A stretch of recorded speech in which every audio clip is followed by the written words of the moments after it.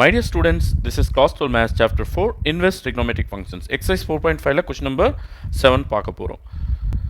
கொடுத்துருக்கிறது தான் இதை ப்ரூவ் பண்ண சொல்கிறாங்க. பாருங்கள், இது வந்து என்டையராக லெஃப்ட் ஹேண்ட் சைட், இது வந்து என்டையராக ரைட் ஹேண்ட் சைட். ஓகேவா? ஸோ நம்ம சம்முக்குள்ளே போயிடலாம். ஸ்ட்ரெயிட் வே லெஃப்ட் ஹேண்ட் சைடு இங்கே எடுத்துக்கலாம்.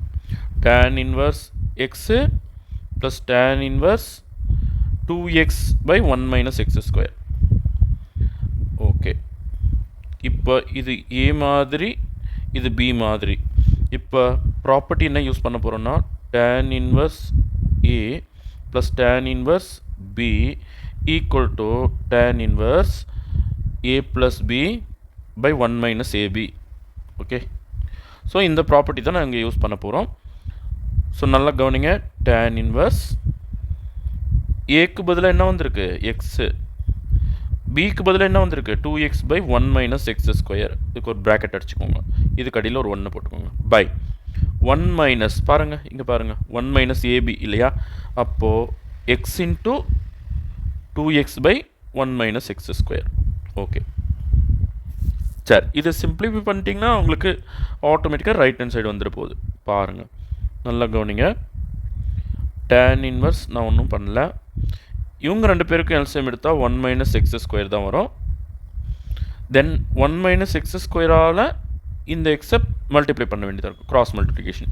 X into 1 minus x square plus 1 into 2x 2x தான். அதாவது எல்சிஎம்முக்கு மேலே இருக்கிறது ஆஸ் இட் இஸ், ஒன்றும் பண்ணக்கூடாது. பை இங்கே பாருங்கள், இது கடியில் ஒரு 1 போடுங்க. 1 மைனஸ் எக்ஸ் ஸ்கொயருக்கும் 1க்கும் எல்சிஎம் எடுத்தால் என்ன வரும்? 1 மைனஸ் எக்ஸ் ஸ்கொயர் தான். ஸோ எல்சிஎம் நான் எழுதியாச்சு. அப்போ மேலே க்ராஸ் மல்டிப்ளை பண்ணுங்கள். 1ஆல் எதை மல்டிப்ளை பண்ணாலும் அதே தான் ஆன்சராக வரும். அப்புறம் ஒரு மைனஸ் போட்டுவிடுங்க. எக்ஸ் இன்ட்டு 2x என்ன? Minus 2x square. கரெக்டாக? இப்போது டினாமினேட்டர் சேமாக இருக்கிறதுனால கட் பண்ணிடலாம். கட் பண்ணியாச்சுப்பா. இப்போது ஃபைனலாக இந்த எக்ஸை நம்ம உள்ளே கொடுக்க போகிறோம். அப்போது எக்ஸ் இன்ட்டு 1 எக்ஸு தான். X into x square minus x's க்யூப்னு வரும், ப்ளஸ் 2x.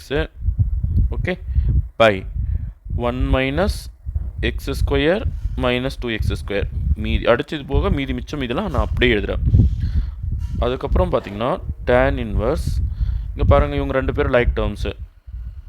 2x ஒரு 1x கூட்டினா 3x minus x cube by இவங்க ரெண்டு பேரும் லைக் டேர்ம்ஸு. அப்போ 1 மைனஸ், இது ஒரு 1x ஸ்கொயர், இது ஒரு 2x square, 1 minus 3x square.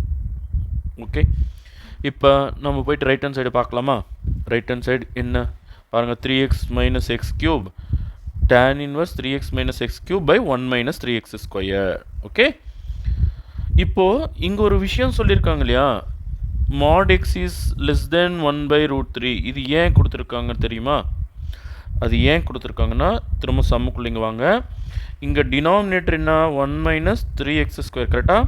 அப்போ 1 மைனஸ் 3 இன்ட்டு 1/√3க்கு ஸ்கொயர் பண்ணுன்னா, இதுக்கு ஸ்கொயர் பண்ணுன்னா 1 மைனஸ் 3 இன்ட்டு 1/3ன்னு வந்துடும். அப்போது 3 கேன்சல் ஆகிட்டு 1 மைனஸ் 1, டினாமினேட்டர் வந்து 0 ஆகிடும்.